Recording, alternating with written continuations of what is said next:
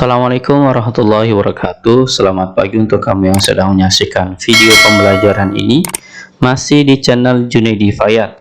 Kali ini kita akan membahas pembelajaran 3 di subtema 1 dari tema 1 untuk kelas 5 SD. Adapun materi yang akan kita bahas pada video pembelajaran kita kali ini terdiri dari 3 materi seperti yang kita lihat. Yang pertama adalah nilai-nilai yang terkandung dalam tiap sila Pancasila.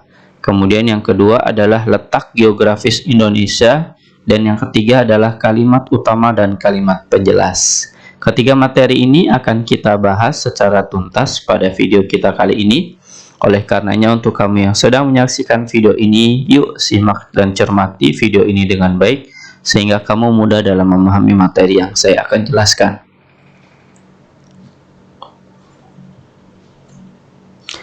Nilai-nilai yang terkandung dalam tiap sila Pancasila. Materi pertama ini materi yang bersumberkan pada muatan PPKN dengan kompetensi dasar 3.1 dan 4.1. Kalau kita perhatikan Pancasila ini merupakan pedoman bagi bangsa Indonesia.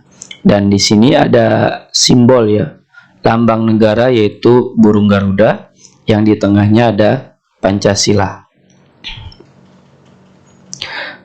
Nilai-nilai yang terkandung dalam Pancasila seperti yang kita lihat di layar ya, terdiri dari 5 sesuai dengan bunyi dari Pancasila itu sendiri.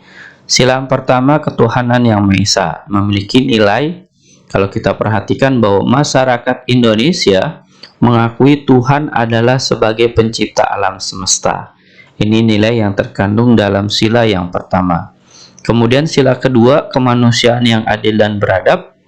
Nah, nilai yang terkandungnya adalah mengakui adanya persamaan derajat antara sesama manusia, sehingga setiap warga negara memiliki hak dan kewajiban yang sama. Nah, karena kemanusiaan yang adil dan beradab. Kemudian sila yang ketiga, persatuan Indonesia. Contoh nilai dalam kehidupan kita sehari-hari yang bisa kita lihat adalah diwujudkannya dengan rasa cinta terhadap tanah air. Nah, ini penting nih buat kita sebagai warga negara. Sekaligus rela berkorban bagi bangsa dan negara. Kalau kita memang merasa cinta terhadap tanah air, nah kita bisa membuktikan dalam kehidupan sehari-hari bahwa kita menggunakan produk-produk dalam negeri buatan Indonesia, tidak menggunakan buatan dari luar negeri.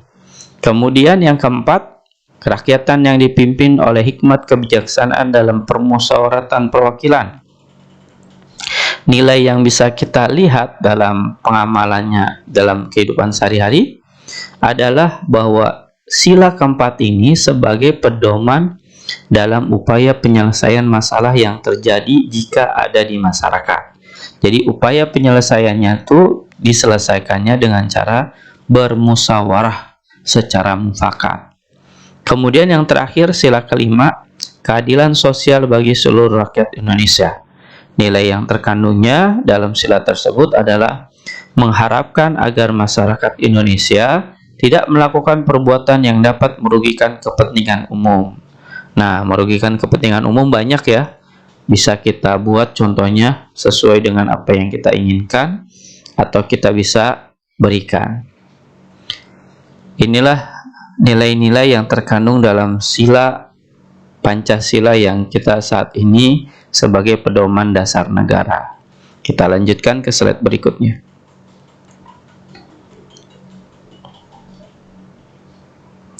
Yaitu letak geografis Indonesia.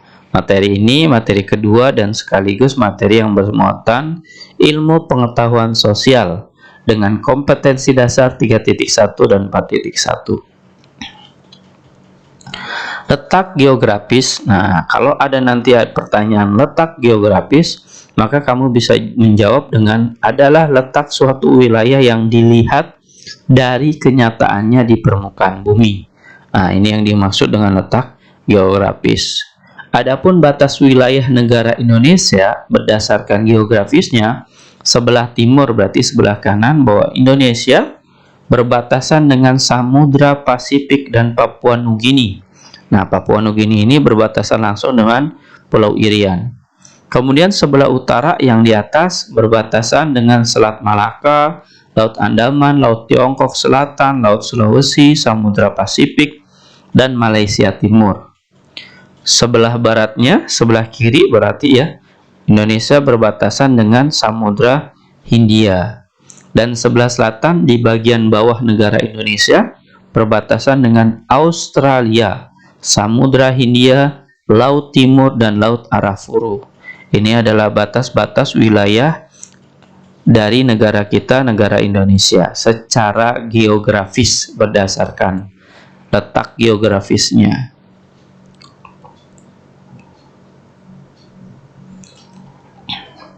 Kalau tadi berdasarkan letak geografis, maka di sini berdasarkan letak astronomis negara kita atau negara Indonesia. Jika nanti kamu menemukan soal pertanyaan yang dimaksud dengan astronomis, maka kamu bisa menjawab dengan letak astronomis adalah letak suatu wilayah yang dilihat dari posisinya di garis lintang dan garis bujur. Nah, garis lintang itu berarti yang ini ya, yang posisinya tiduran. Nah, ini garis lintang. Sedangkan garis bujur yang vertikal, yang tegak, nah ini garis bujur. Pengertian dari garis lintang dan garis bujur adalah kalau garis lintang adalah garis khayal yang melingkar secara mendatar di permukaan bumi. Nah, ini contohnya seperti yang tadi saya bilang. Ini contoh garis lintang dari negara kita, Indonesia. Kemudian garis bujur adalah garis yang menghubungkan kutub utara dan kutub selatan. Makanya dia tegak posisinya ya. Dari kutub utara di atas, paling atas, kemudian ke kutub selatan. Nah, kutub utara dan kutub selatan adalah merupakan pulau yang sangat dingin sehingga sangat beku, yang kita bisa saksikan di televisi ya, atau yang sering kita lihat di berita-berita. Letak astronomis Indonesia dari dulu hingga sekarang posisinya terletak di antara 6 derajat lintang utara sampai 11 derajat lintang selatan.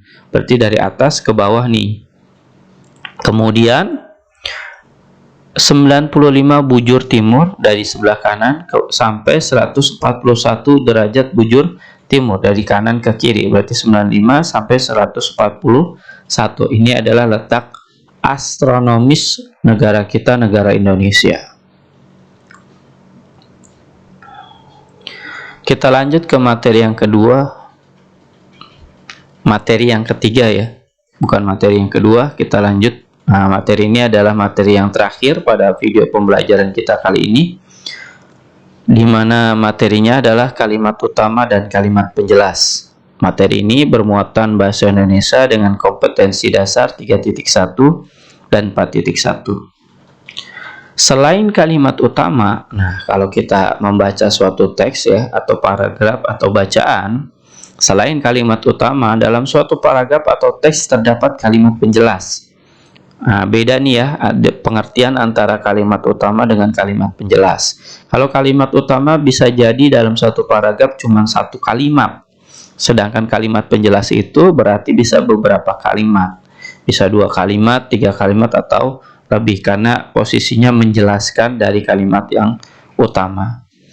Kalimat penjelas, nah ini patokannya kalau kamu membedakan kalimat utama dengan kalimat penjelas. Kalau kalimat penjelas itu berisi informasi tambahan untuk menjelaskan lebih rinci hal-hal yang disampaikan dari kalimat utama.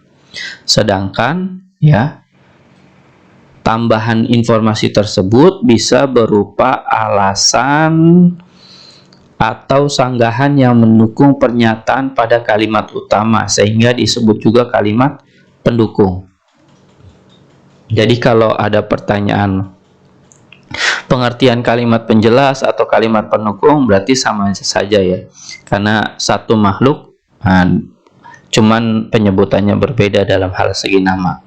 Jadi sama kayak halnya kalimat utama. Nah, biasanya disebut juga dengan ide pokok dalam setiap paragraf. Jadi inilah fungsi dari kalimat penjelas, sebagai informasi tambahan dan sebagai penjelas dari kalimat utama itu sendiri. Nah, mudah-mudahan di sini kamu dapat sudah memahami dari kalimat utama dan kalimat penjelas. Begitu juga dengan materi yang tadi ya, dua materi sebelumnya.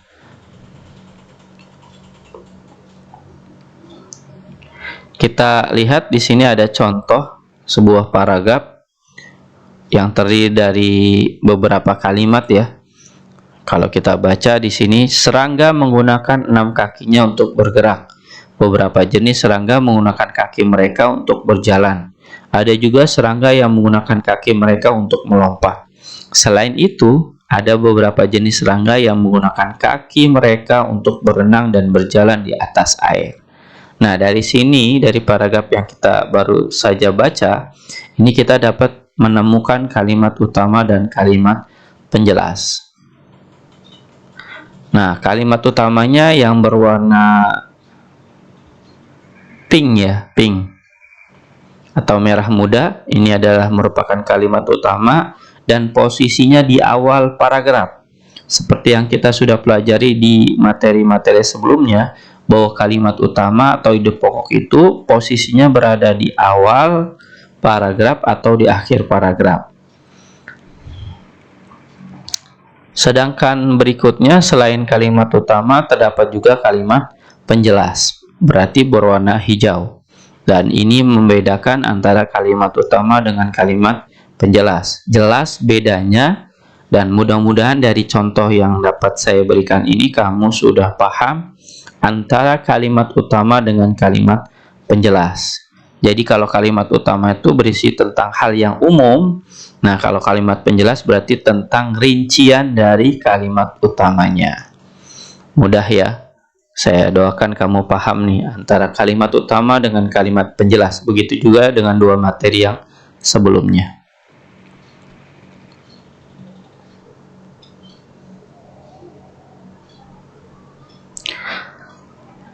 Setelah kamu menyaksikan video pembelajaran ini dari awal hingga akhir sampai ketemu latihan soal ini, silakan kamu jawab soal-soal berikut terdiri dari 4 soal. Jawablah dengan sesuai kemampuan kamu sendiri. Tidak harus meminta atau menerima bantuan dari orang lain. Jika kamu tadi sudah melihat atau menyaksikan video ini dari awal hingga akhir, saya yakin kamu dapat menjawab soal-soal latihan ini dengan jawaban yang benar dan tepat. Selamat mencoba, selamat mengerjakan. Saya doakan kamu bisa dalam menjawab soal latihan berikut dengan jawaban yang tepat dan benar. Demikian pembahasan kita pada pembelajaran 3 subtema 1 di tema 1 untuk kelas 5 SD. Semoga video ini dapat menambah wawasan dan ilmu pengetahuan kamu. Wassalamualaikum warahmatullahi wabarakatuh.